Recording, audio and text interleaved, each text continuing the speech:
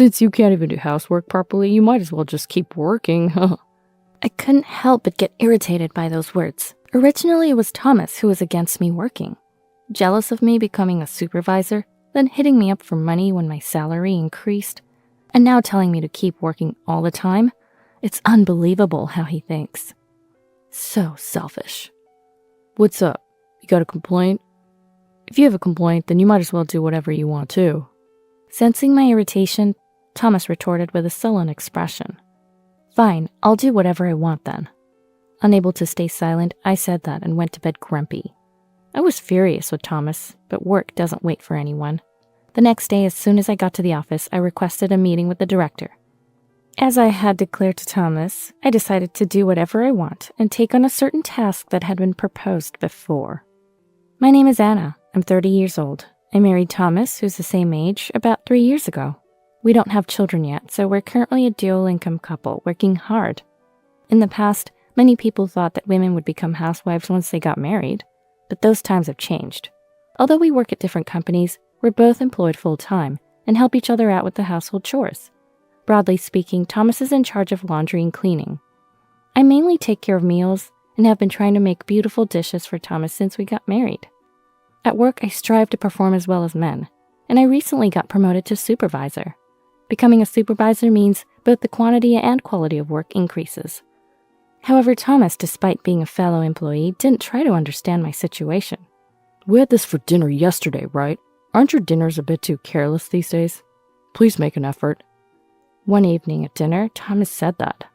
Thomas is still a general employee, a rank-and-file worker. Perhaps he felt bitter that I received a title before him, and instead of celebrating my promotion, he started nagging every day. Of course, I don't have as much free time as before, but I'm still properly doing my share of the household chores. Knowing that Thomas's complaints stem from jealousy, I have no choice but to adopt a humble attitude. Sorry, I do prepare in the morning, but it inevitably gets late preparing dinner after coming back, so I've been making side dishes in advance. Side dishes? So you're saying it's inevitable that it's the same every day? That's not what I mean. Don't make excuses. Basically, you're the one who said you take care of meals when we got married, right? The women at my company manage their households well, even while raising children. I always tell you that. I couldn't say anything. Of course there might be such people at Thomas's company, but it's pointless to compare with others. Moreover, the women Thomas often mentions is actually working part-time. Not that I look down on part-time work, but being equated like that feels somewhat off. I'm sorry. Well, I'm gonna forgive you because I'm kind, haha. Thomas starts eating again as soon as I apologize. I wish he would eat without saying anything if he's gonna eat anyway, but there's no helping it. When I talk about Thomas to a friend, they tell me to think of it as practice for parenting. Indeed, even without children, looking at Thomas does make me feel like I'm dealing with a child. I've no choice but to flatter him with a humble attitude. Oh, right, you did the laundry, didn't you? Thank you. Huh? Oh, yeah, of course, huh? That was the deal. You know, without me, the house wouldn't function, haha. I swallowed what I wanted to say and praised Thomas. Thomas seemed pleased with that. Indeed, Thomas does his share of the household chores as agreed, but when it comes to laundry, he doesn't look at the care labels or use a net. He just throws everything in and pushes one button to wash and dry. So occasionally, Thomas complains about clothes shrinking or getting pilled. If that counts as properly doing the chores, I wonder how well I'm actually managing. But I never voiced my dissatisfaction. The one time I did, it led to a huge fight. Why didn't you quit your job and do everything yourself? That's why I said it when we got married. I should have never listened to anything you said. Just like Betty told me. Thomas raged and hurled insults at me, then stopped talking to me for about 2 weeks. Of course, during that time, he didn't do his share of the work, leaving me to handle everything. Enduring a bit here and there is better for me than feeling so drained, both mentally and physically. Indeed, as he said during our argument, Thomas was originally not supportive of my working. Betty said there's nothing good about a married woman working outside. That's why I want you to stay at home. I don't know why Thomas's sister said that, but I was willing to go along with it, if that's what Thomas wanted. But it turned out we couldn't make ends meet on Thomas's salary alone.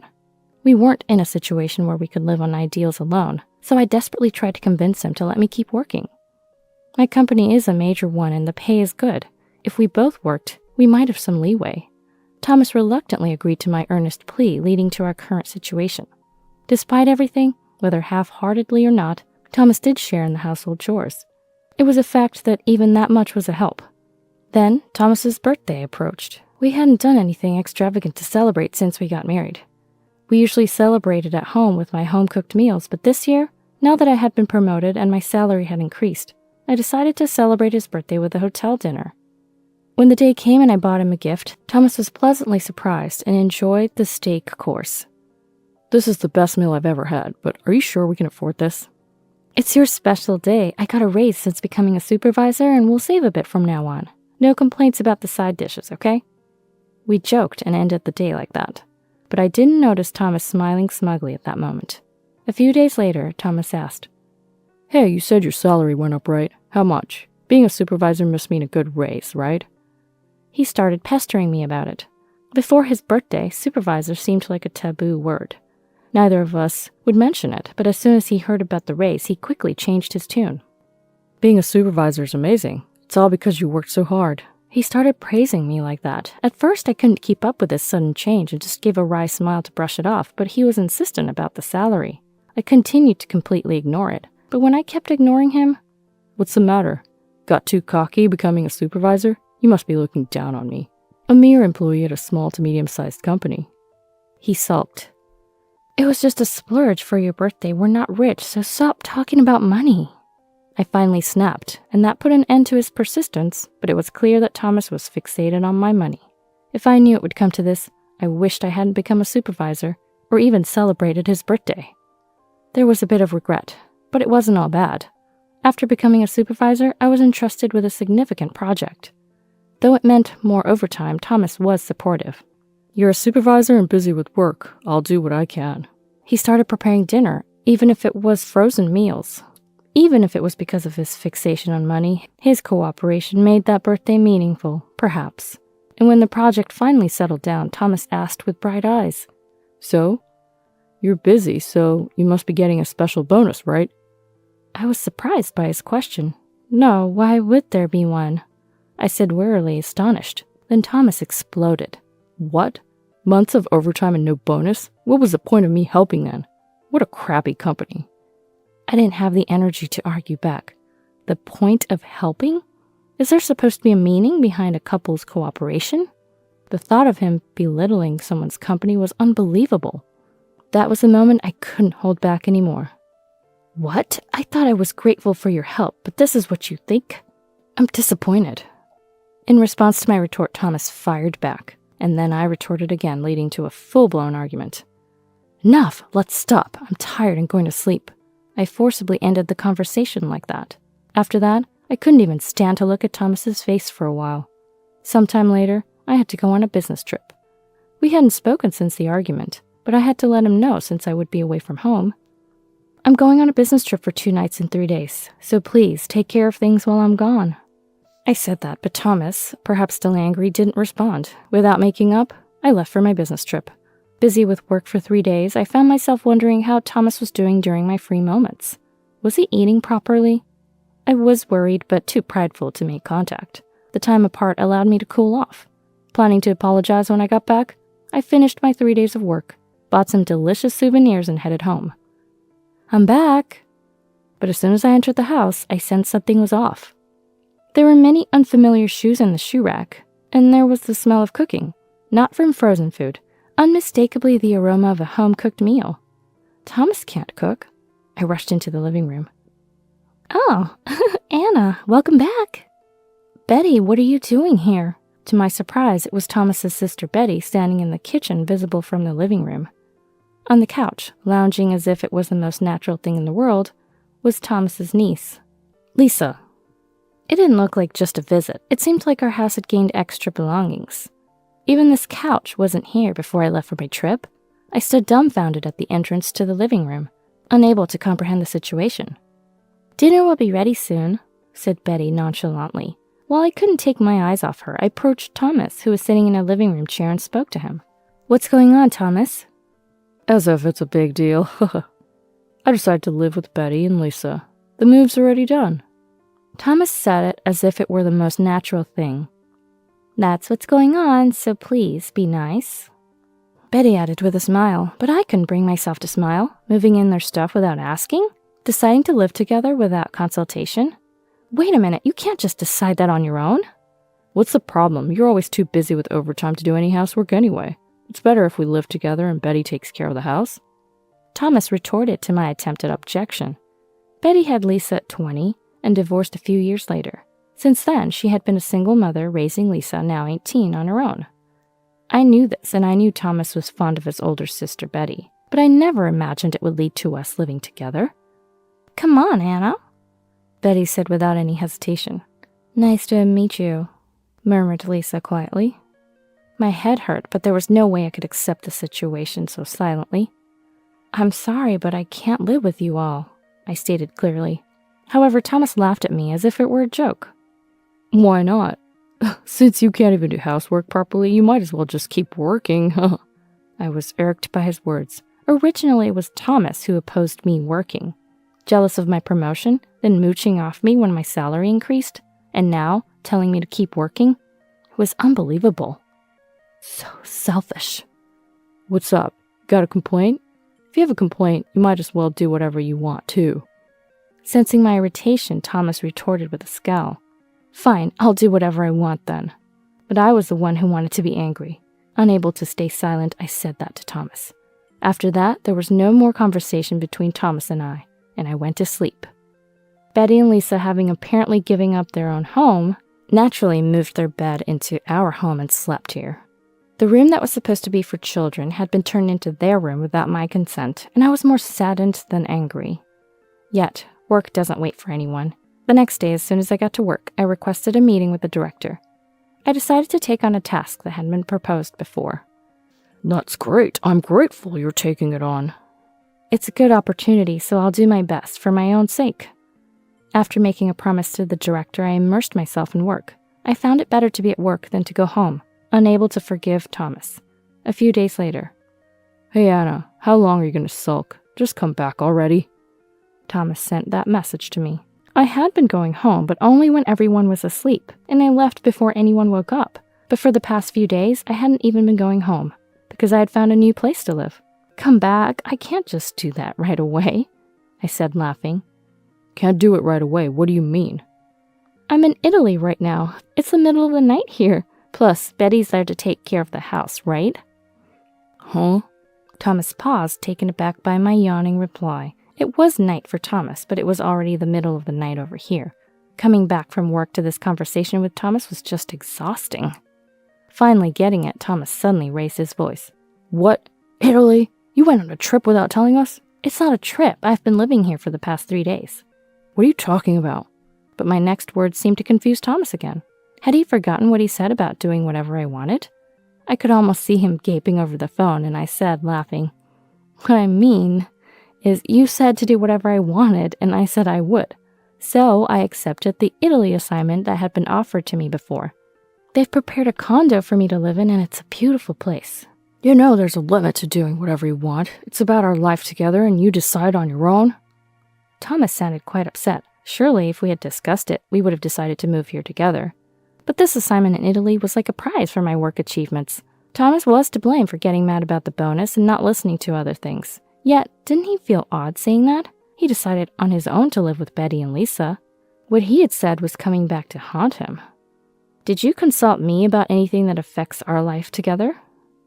"Well, I'll be working here, and I'll return to the States as a manager in 2 years. Until then, have a nice life with Betty and her family."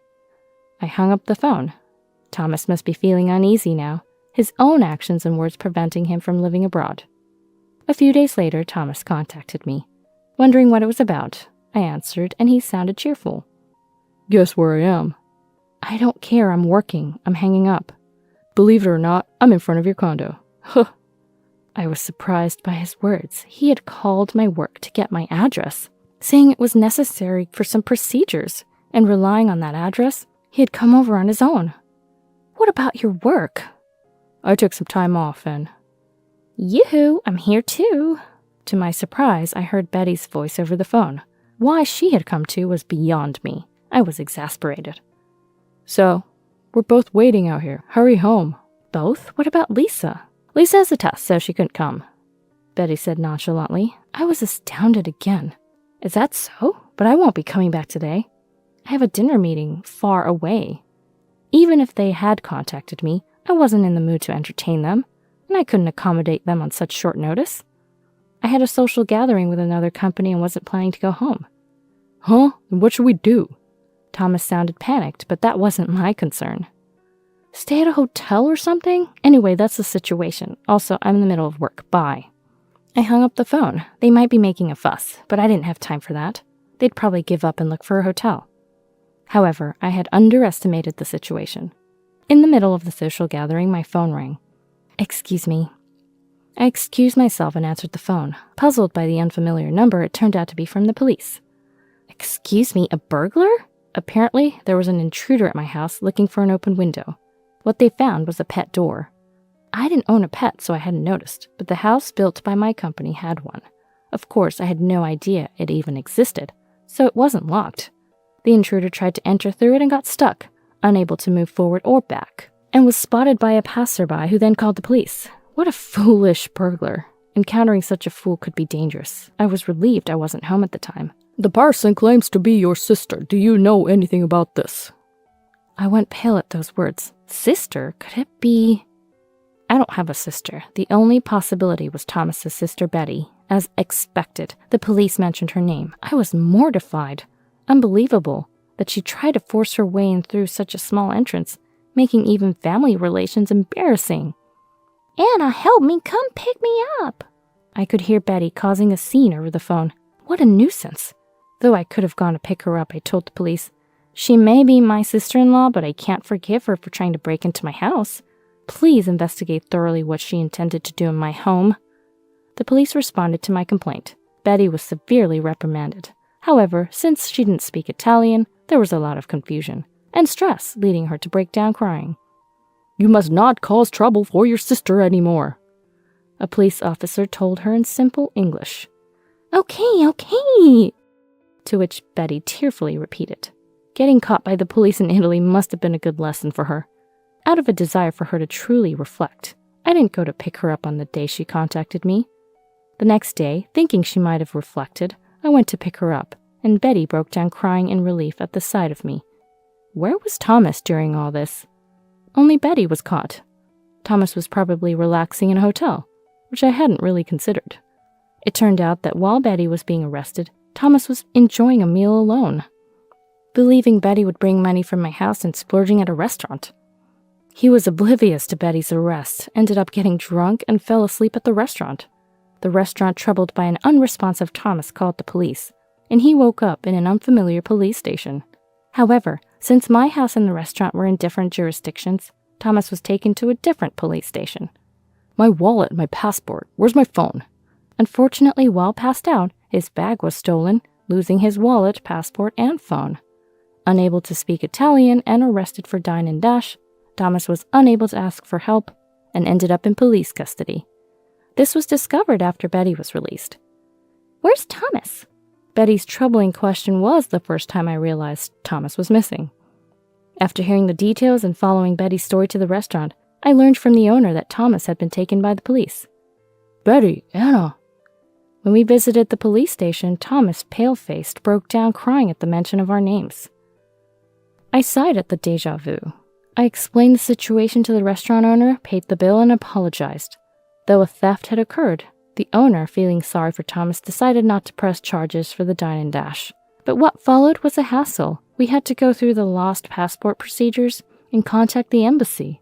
Because of Betty and Thomas, I couldn't work properly for several days. When I was about to explode with frustration, Thomas said, "Oh, I thought it was all over, but I'm glad it worked out."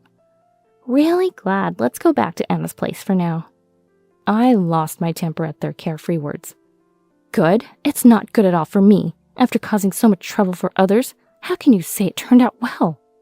Sorry, but go back to your own house and don't ever come here again. Silenced by my fury, they both fell quiet. But I'll be filing out the divorce papers this weekend. Divorce? Thomas shouted. Betty, standing beside him, was shocked, looking back and forth between me and Thomas. There's no benefit in continuing a marriage with you. Betty moves in uninvited, gets arrested in Italy without speaking a word of Italian, and interrupts my work. It seemed they finally understood the gravity of my anger. Heads bowed, they remained silent. and passersby laughed at the sight of two adults being scolded by a woman, but my anger was far from settled. So I'm divorcing you. You have no objections, right? Having been rescued from the police by me as a thank you, I deserve to live my life freely, right? Yes. Thomas reluctantly agreed, deeply reflecting on his actions, and quietly responded. Thomas initially applied for a 4-day leave from work. However, due to the arrest and lost passport, he missed his return flight by a wide margin. Without a cell phone, he couldn't extend his leave. Thomas had completely forgotten about work amidst his own troubles. Furthermore, he hadn't shared any info about his current project, planning to take all the credit. His delayed return and lack of communication led to a missed important meeting, resulting in the termination of all deals with that client. Despite the circumstances causing significant losses to the company, got Thomas fired. Betty, infuriated by this, had a huge argument with Thomas. Originally, quitting his job and moving in as a housekeeper was akin to what he did. However, Thomas ended up divorcing me and resigning from his job. With no breadwinner, that house now seems to be the site of constant fierce arguments. Why I know all this is thanks to information from Lisa. Kids can't choose their parents, but if I could, I'd definitely choose you over Mom.